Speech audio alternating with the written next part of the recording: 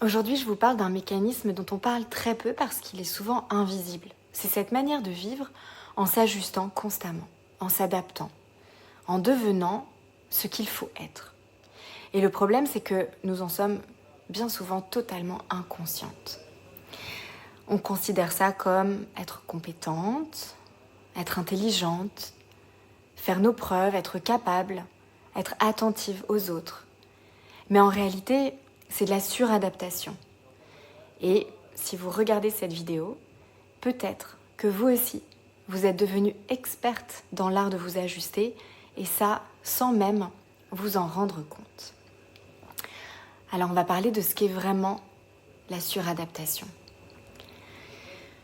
La suradaptation, c'est pas juste faire des compromis. C'est quand petit à petit, vous apprenez à fonctionner, non pas à partir de vous, mais à partir de ce que vous ressentez, percevez qui est attendu. Et c'est un mécanisme très ancien, probablement ancré en vous depuis que vous êtes toute petite. Alors vous captez les signaux, vous observez les normes, vous savez, vous voyez ce que les autres valorisent. Et vous devenez, année après année, super forte pour fonctionner de cette façon-là. Mais le coût de ça, c'est que vous êtes de moins en moins capable de sentir ce qui est profondément juste pour vous. La suradaptation, c'est vivre avec la mauvaise boussole, une boussole externe. Et il y a quelque chose là-dedans qui n'est vraiment pas respectueux de nous-mêmes et donc qui ne peut pas tenir avec le temps. Moi, je me suis longtemps suradaptée sans le savoir et je vais vous parler de ça. Pendant des années, j'étais dans ce mécanisme sans en avoir conscience. Et je ne voyais pas que ça m'empêchait d'être qui j'étais. Je me disais pas à l'époque « Ah, je suis en train de me trahir quand je fais ça ou quand je dis ça ». Je me disais « Je montre ma valeur, j'amène un haut degré d'exigence. Ah, moi je suis à la hauteur, je suis super compétente, je suis sérieuse et impliquée, je suis reconnue pour mon excellence. » Et même, régulièrement, j'en étais assez fière. En fait, je cherchais ma valeur dans la reconnaissance extérieure. Et je prenais les normes externes comme repère, surtout dans la vie professionnelle et dans la vie sociale. Ce qui se passait, c'est que je n'avais pas appris à me connecter à ma boussole à moi, ma boussole intérieure. Et je ne savais pas, en fait, me demander « Mais qu'est-ce que moi, je veux vraiment ? Qu'est-ce que je ressens ? Qu'est-ce qui est vrai, juste pour moi ?» Ça a été un long chemin. Donc, il y a un moment où j'ai eu une sorte de révélation. Donc, c'est un moment très précis dont je me souviens vraiment bien, qui a été un moment de bascule où vraiment le voile s'est levé autour de ce mécanisme. Et c'était quelques semaines avant que je démarre ma formation de coaching à San Francisco. Donc à l'époque, on est en février 2016 et je suis à Bali. Donc j'étais avec mon ordinateur dans un petit café magnifique et sublime, comme les petits cafés d'Ubud à l'époque. Et on nous avait demandé dans l'école de préparer cette année de formation en travaillant avec l'énéagramme. Et donc j'avais répondu au questionnaire. Et quand j'ai eu les réponses, je me suis pris une claque monumentale. Donc j'ai découvert que mon profil, c'était le type 3. Et le type 3, c'est celui qui a intégré très tôt que pour être aimé, il faut performer. Pour avoir de la valeur, il faut répondre aux attentes. Et pour être reconnu, il faut réussir. Et donc, ce type 3 développe un radar très puissant qui est un radar à attente externe. Et ce type 3 développe une immense capacité d'adaptation. Et donc, tout à coup, j'ai compris que j'avais énormément fonctionné comme ça dans ma vie. Et surtout dans le monde professionnel, dans mon travail. Alors, je vous propose 2 signes concrets de suradaptation, parce que peut-être que vous vous demandez, mais comment savoir si moi aussi je suis dans cette suradaptation ? Donc, voilà 2 choses que vous pouvez regarder qui sont très concrètes. La première, en général, un mécanisme, c'est que vous scannez naturellement et en permanence ce qui vous entoure. Quand vous arrivez dans une pièce, dans un groupe, dans une conversation, quand il y a un enjeu ou quand ce sont des personnes que vous ne connaissez pas tout particulièrement. Et donc dans ce moment-là, une partie de vous se met à observer immédiatement, mais c'est naturel en fait, c'est pas voulu. Donc les questions c'est qu'est-ce qui est attendu ici ? Comment faut-il être ? Quels sont les codes pour appartenir ? et qu'est-ce qui a de la valeur pour les personnes autour.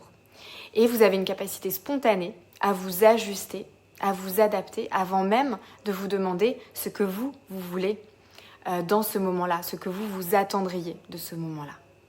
Et deuxième signe, vous vous sentez épuisé même quand tout va bien.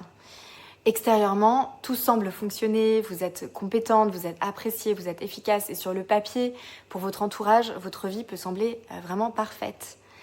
Mais intérieurement, c'est comme si vous portiez quelque chose de lourd parce qu'en fait, il y a de l'hypervigilance inconsciemment. Il y a tous ces efforts qui, au bout de quelques années, deviennent trop pesants. Comme si vous deviez en fait maintenir une version de vous-même. Et à la longue, c'est quelque chose qui est vraiment épuisant. Parce que c'est pas du tout apaisant, libre et joyeux d'être aimé pour ce que nous faisons plutôt que pour qui nous sommes. Et donc notre corps, il commence à envoyer des signaux. Il ne veut plus forcer et il ne peut plus faire semblant. Donc là, c'est un moment assez inconfortable, c'est sûr, mais en réalité, moi j'ai envie de vous dire que c'est une bonne nouvelle parce que ça veut dire que quelque chose de nouveau et de différent va pouvoir s'ouvrir. Donc voyez ça comme votre portail. Et je vais vous parler maintenant de mon expérience un peu plus précisément, le mécanisme que j'ai découvert.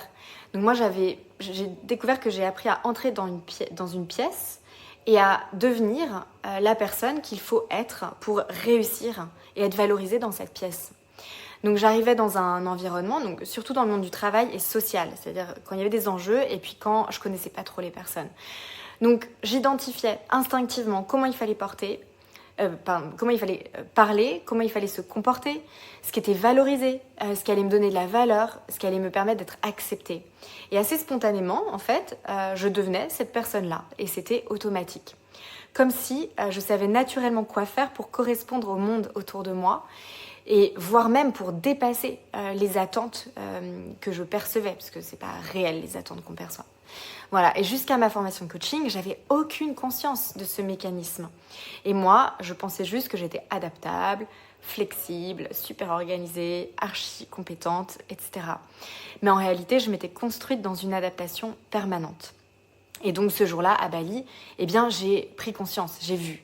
Et la conscience nous permet de sortir du mécanisme qui nous limite. Parce que tant qu'on n'est pas conscient, on ne peut pas faire grand-chose. Donc ça a été une période où j'ai appris à me demander qui suis-je et qu'est-ce que je veux quand personne n'attend rien de moi.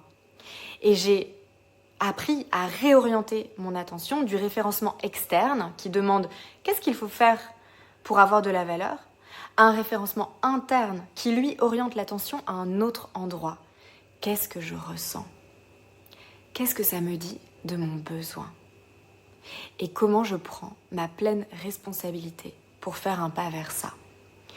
Et depuis, j'ai fait plein de pas qui ont petit à petit de plus en plus transformé ma réalité. Alors si vous vous reconnaissez, j'ai vraiment envie de partager le message que c'est pas une faille, que c'est une stratégie qui s'est mise en place pour nous aider. C'est une stratégie souvent ancienne, qui est intelligente et protectrice. Et le message, c'est aujourd'hui, cette stratégie n'a plus besoin de diriger votre vie.